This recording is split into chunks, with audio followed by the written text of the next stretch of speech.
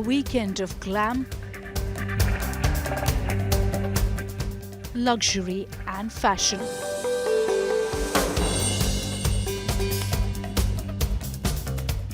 The Harper's Bazaar Luxperiences was no ordinary corporate conference.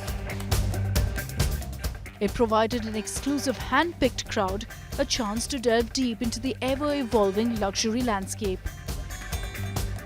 The first edition of the lavish luxury conclave saw the who's who of the global fashion industry come together at the DLF Emporio in Delhi. The showstopper was designer Sabyasachi Mukherjee, who spoke on the road ahead and how he's creating a legacy brand. You were being panned for dressing Vidya in a sari at Cannes. Today, you have rave reviews for dressing Deepika in a sari for the BAFTA.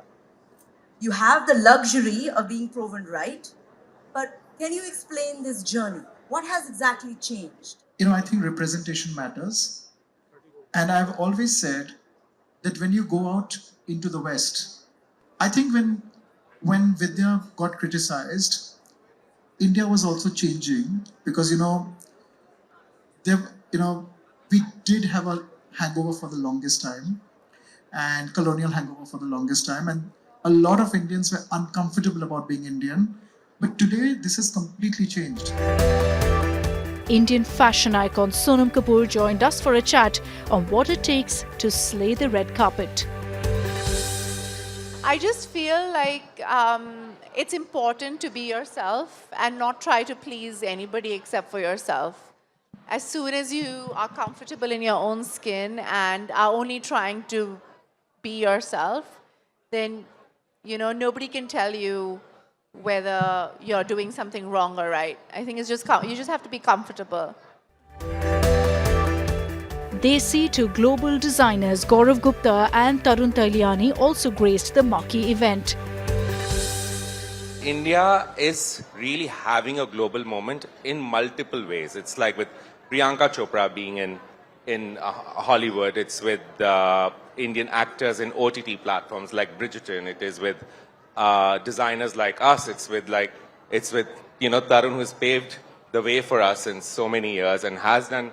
We have actually gone. All of us have gone to exhibitions like Tranoy, to so many things we have tried to do. But this is the right momentum where there are designers showcasing at Milan Fashion Week, London Fashion Week, and there are Indian designers or British Indian designers who are showcasing in London, etc. So there is an India moment happening right now for sure.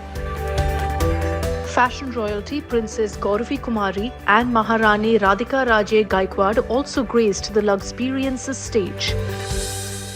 I recently had the chance of witnessing some of the beautiful Cartier jewelry in Abu Dhabi.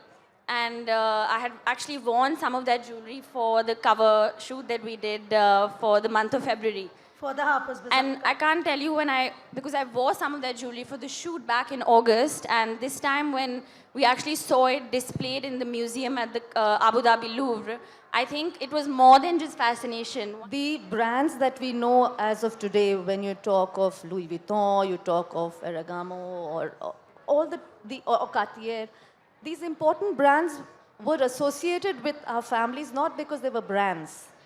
They stood for quality. Kim St. Clair Bowden of Hearst also spoke in length on the art of luxury publishing. Absolutely, there is a place for luxury in print. Harper's Bazaar is a coffee table book. It's a tactile thing. You look at it, juxtapose all the beautiful ads. It's a very symbiotic experience. That said, there are so many innovative ways to create that same luxury experience online or in social or in an experience. So I don't think it's one or the other. We have certain countries in the world where 70% of their ad revenue comes from print. We have other places in the world where it's the opposite.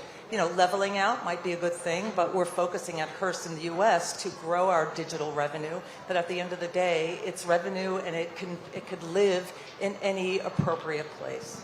It's a very interesting period for, every field, but fashion as well. I mean, most of you would have seen the viral or digital moment of where at a fashion show, Bella Hadid had a dress printed on her in 3D, right? So where does that take the hand craftsmanship? Where does it take tailors? Where does it take designers? And then from the AI perspective, what happens to design when AI is designing fashion? You put in all of a particular brand in there and say, hey, create something new at the touch of a button. Or you have models which are perfection without any of the things that go with being human, created on AI. To accompany the great conversations was the great food, courtesy the Indian accent. The first edition of Luxperiences encapsulated a genuine essence of serene luxury, enabling attendees to fully engage in diverse experiences.